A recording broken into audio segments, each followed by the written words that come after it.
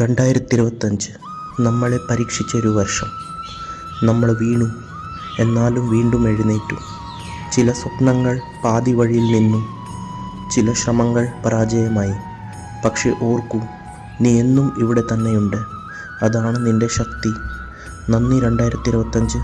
നമ്മെ തകർക്കാനല്ല, നമ്മെ ശക്തരാക്കാനാണ് നീ വന്നത്. ഇനിയും സ്വാഗതം 2026. ഒരു പുതിയ അവസരം, ഒരു പുതിയ തുടക്കം. ഈ വർഷം ഭയത്തിന് പകരം ധൈര്യം, സംശയത്തിന് പകരം ആത്മവിശ്വാസം. എല്ലാവർക്കും കാണും ഓരോ സ്വപ്നങ്ങളും, ഓരോ ആഗ്രഹങ്ങളും.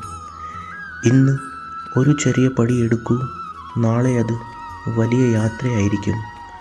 2026 നമ്മൾ നമ്മളെ തന്നെ തെളിയിക്കുന്ന വർഷമാകട്ടെ. മറ്റുള്ളവർ വിശ്വസിച്ചാലും ഇല്ലെങ്കിലും നമ്മൾ നമ്മളിൽ വിശ്വസിക്കും. വെൽക്കം 2026. ഇത് നിന്റെ വർഷമാണ്. പോയി ജയിക്കൂ.